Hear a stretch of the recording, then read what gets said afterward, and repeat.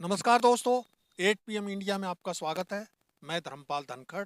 इस वक्त हम कोसली विधानसभा क्षेत्र के बड़े गांव डहिना में मौजूद हैं। ये डहिना के बस स्टैंड के ऊपर हम मौजूद हैं और हमारे साथ गांव के काफ़ी मोजिज लोग जो हैं वो हैं। इनसे हम जानने की कोशिश करेंगे कि इस बार विधानसभा चुनाव का क्या राजनीतिक माहौल रहेगा। साथ ही जानने की कोशिश करेंगे कि इस क्षेत्र की समस्या क्या है और अब तक जो विधायक रहे हैं वो उन्होंने क्या काम करवाए या नहीं करवाए, या पिछले 10 साल में बीजेपी की सरकार ने इस इलाके में क्या काम करवाए, गांव में क्या काम करवाए, और इन सब हालात के बारे में जानने की कोशिश करेंगे। नमस्कार जी, आपका नमस्कार। नाम? विजय सिंह। विजय सिंह जी, आपके गांव का क्या राजनीतिक माहौल लग रहा है इस बार? राजन सब बराबर है जी, हमारे गांव में तो सब बराबर है। लेकिन किसका भाव, किसका अभी तो कोई चर्चा सभी कोई चर्चा ही नहीं है जी इसके बारे में। तो कोई चर्चा इस वक्त तक नहीं दिखाई दे रही है। लेकिन गांव में जो विधायक, अब इस हल्के का जो विधायक है उसने कुछ काम किए हैं? लक्ष्मण सिंह ने काम अपने हिसाब से तो किए ही हैं। नहीं, सरकार के हिसाब से 10 साल में कितने काम हुए? काम गाँव तो बेरोजगारी ज्यादा रही है। बेरोजगारी ज्यादा रही है। और खेती बाड़ी के लिए जो पानी चाहिए, बिजली चाहिए, उसकी क्या स्थिति? नहीं, बिजली पानी की तो ये तो कोई समस्या नहीं है। बिजली पानी की तो बिजली पानी तो आता रहता है, लेकिन सबसे ज्यादा बेरोजगारी है। बच्चे बेरोजगारी की समस्या है और सरकार दावा करती है कि हम तो बिना खर्ची, बिना पर्ची के जो है नौकरियां दी। नौकरियां हैं कहाँ, सब दे कहाँ रहे हैं, हमने तो दिखाई दी थी। अभी रिजल्ट आया है, इसमें कुछ पता चला है, कुछ बच्चे लगे हैं ग्रुप डी में तो, लेकिन गए ज्वाइनिंग तो लेकिन किसी की जब हुई नहीं। हजारों बच्चे जहां गांव में बेरोजगार हों और 2-4 लग जाएं तो कौन सी बड़ी बात? नहीं, ठीक है जी, जो कुछ हो रहा है सब ठीक है। कि पढ़े लिखे बच्चे तो लग ही रहे हैं। पढ़े लिखे जो होशियार बच्चे वो तो लग ही रहे हैं। होशियार बच्चे तो ना सरकार जब भी लग ही रहे हैं। अब सरकार बताओ, अनपढ़ आदमी को जो पढ़ा लिखा ही नहीं है और वो जो कुछ करता ही नहीं है लड़का, तो वो जाके कहाँ नौकरी दे देंगे उसको।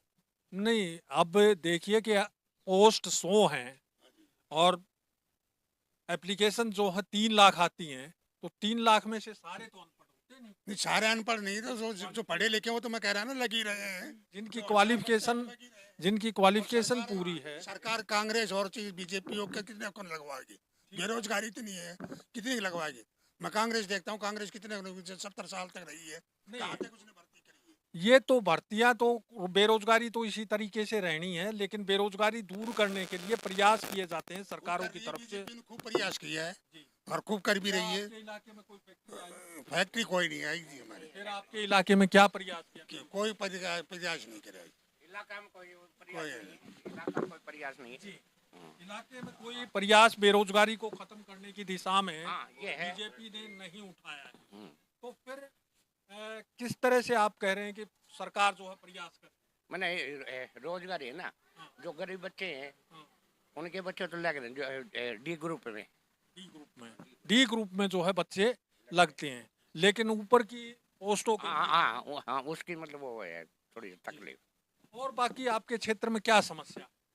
भाई वो बाकी तो कोई भाई ये सब पूछो। हाँ, ये है अपने मतलब भाई गांव की समस्या है, नाली नूड़ी आ रही है, मतलब जो है उन पे कुछ काम हुआ है पिछले 5 साल में, 10 साल में? ना, उसमें कुछ उसमें ना हुआ, उसमें ना हुआ।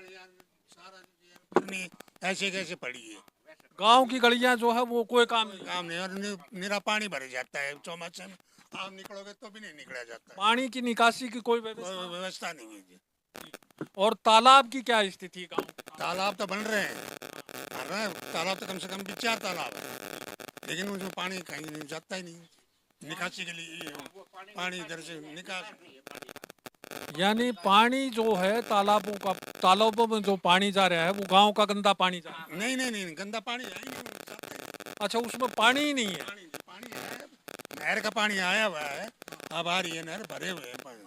इस वक्त भरे हुए हैं, लेकिन गर्मी में सूखे। गर्मी में सूखे, गर्मी में नहर ही नहीं आती, कहाँ से भरेंगे? तो पानी की समस्या ये रहती है, पशुओं के पानी पिलाने की समस्या जो है वो लगातार बनी रहती है गर्मी के मौसम में, और बरसात के मौसम में इस वक्त तालाब भरे हुए हैं। सर बहुत ज्यादा है और मजदूरी कम है। हाँ जी।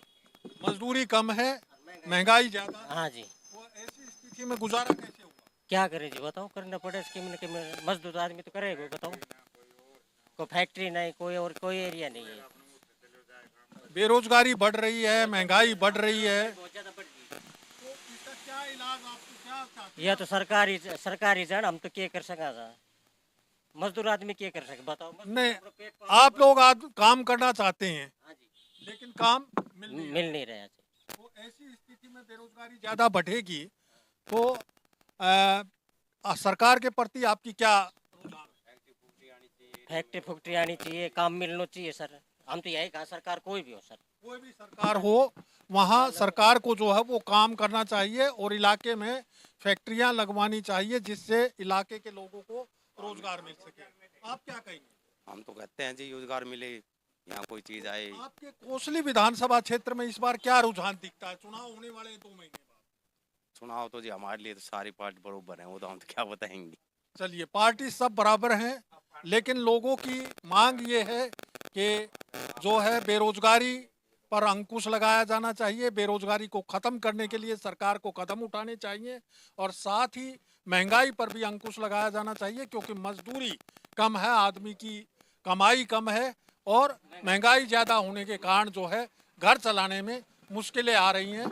ये थे दहिना गांव के लोगों से जो हमने बातचीत की, वो आपके सामने पेश है। जैसे जैसे हम आगे बढ़ते जाएंगे उसी तरह से वहाँ की स्थिति के बारे में और क्षेत्र की समस्याओं के बारे में आपको बताते रहेंगे। 8 PM इंडिया के लिए धर्मपाल धनखड़।